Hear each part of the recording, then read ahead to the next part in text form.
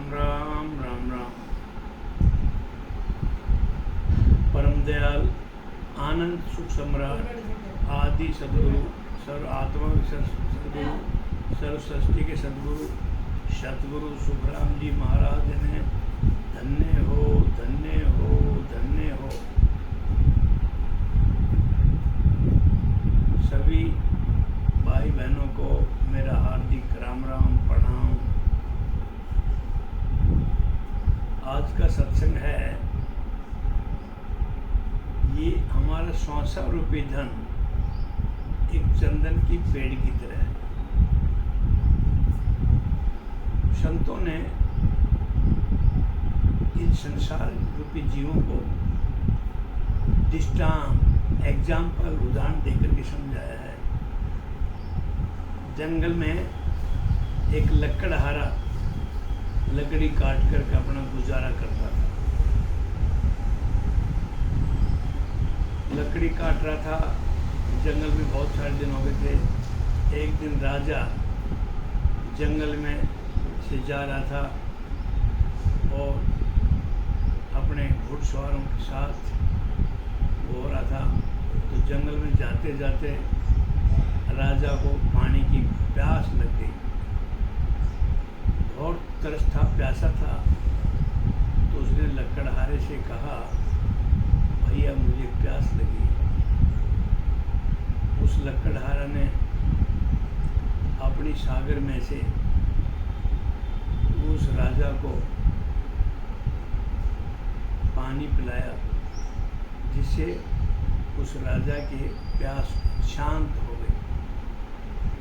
अब राजा ने कहा कि भैया जब आते हो मेरे राजपाट में तो मेरे दरबार में जरूर आओ। अब राजा प्रसन्नचित होकर के चला जाता है। बहुत समय के बाद वो लकड़हारा राजा की नगरी में गया और नगरी में घूमता हुआ पूछता हुआ राज दरबार में पहुंचा। राज दरबारी ने पूछा, तुम कौन हो? तो लकड़हारे ने कहा, जाके राजा महाराज को समाचार दो कि जंगल से लकड़हारा है जिसके पास आप कभी मिले थे। अब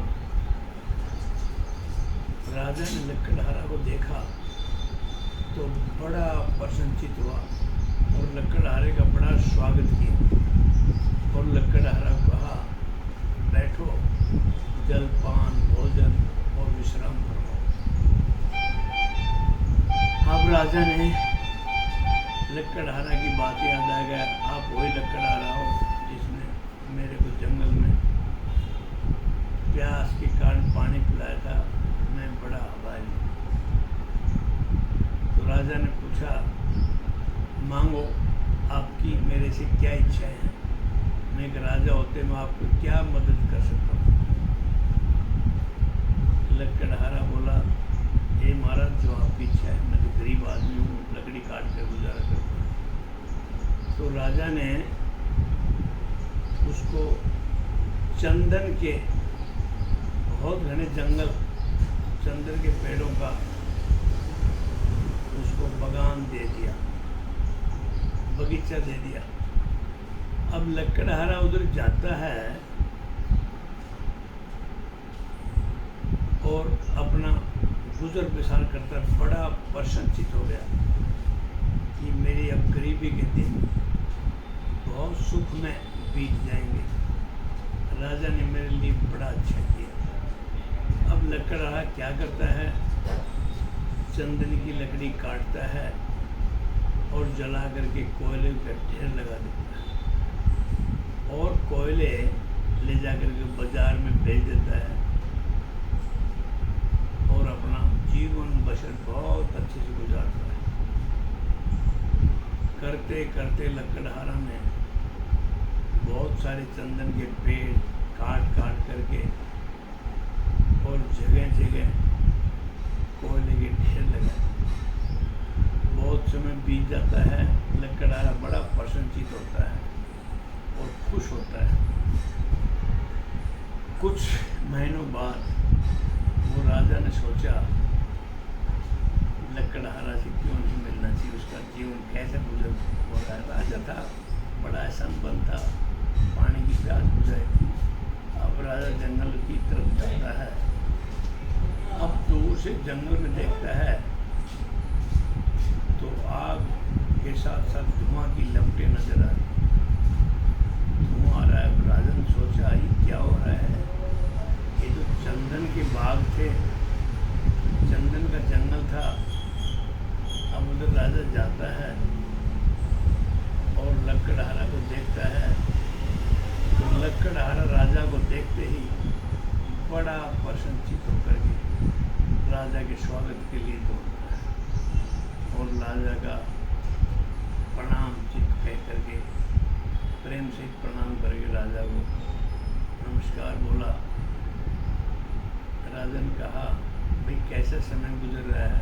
लकड़हारा ने कहा महाराज बहुत आनंद आ रहा है, आपने मेरे के चंदन के बाग दे करके मेरी गरीबी का गुजार पसंद करवा दिया, बहुत अच्छे समय गुजर रहा है। राजा को जाकर के कोयले की ढेर दिखाता है। कुछ एक चंदन के पेड़ बचे थे जिसमें वो छाया में बैठ करके आराम करता था, भोजन करता था, विश्राम करता था। राजा को जैसे ही कटे हुए चंदनों के उस बगान में घुमाया तो राजा अंदर से बड़ा दुखित हुआ और लकड़हारे को देख के बड़ा प्रसन्न हुआ। तुम क्या करते थे? बोला महाराज मैं चंदन की लकड़ियाँ काट करके इनकी कोयले बना करके बाजार में बेचता था, जैसे जैसे मेरे को जरूरत हुआ मैं कोयला बेचता। राजा बोलता है अभी चंदन का गट्ठा बनाओ और बाजार में लेके जाओ। तो लकड़ का गट्ठा लेकर के वो लकड़हारा बाजार में गया, एक छोटा सा गट्ठे का तो 300 रुपये कमा के लाया।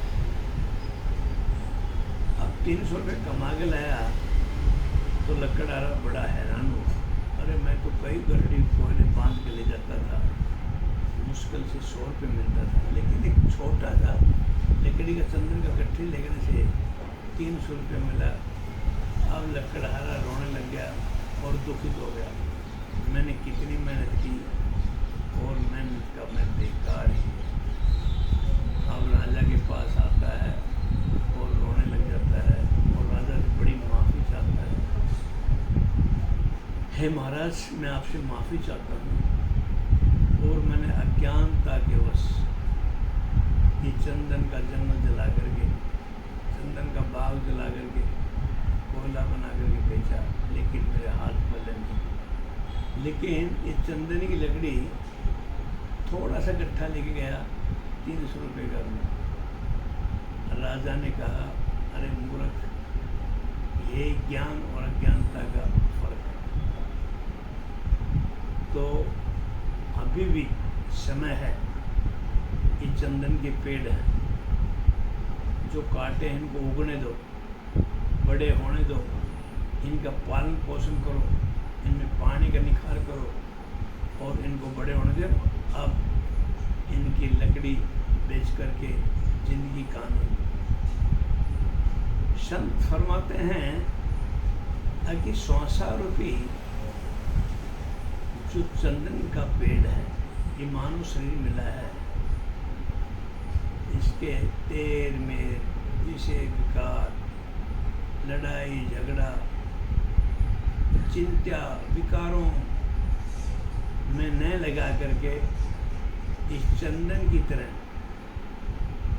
अपने आप को सुगंधित बनाओ, न कि चंदन के पेड़ की तरह काट कर लकड़हारे की तरह कोयले बना करके बाजार में बेचो। ये 100 रुपये जो धन है ये चंदन की पेड़ की तरह है। संसार रूपी विषय विकारों को, चिंताओं को, तेर मेर, अपना पराया, लड़ाई झगड़ा, महर, इनको छोड़ करके, क्योंकि ये सब इस मानव रूपी चंदन के पेड़ में रहते हैं। ये कोयले की तरह काम करते हैं। तो संत ऐसा फरमाते हैं, ये 100 रुपये धन इसमें है, ये चंदन का पेड़ है, इस चंदन की पेड़ की कीमत करो। देखो बाजार में क्या कीमत, अनमोल कीमत मिलती है, कोयला बनाने से कुछ नहीं मिलता। तो संत फरमाते हैं, इस चंदन की पेड़ का उदाहरण देते हुए समझाते हैं, मानव रूपी शरीर मिला है, 100 रुपये धन मिला है, तो इसकी चंदन की तरह कीमत करो, व्यर्थ मत गमाओ। मैं इन अपनी वाणी को विराम देते हुए महाराज को धन्यता देता हूँ।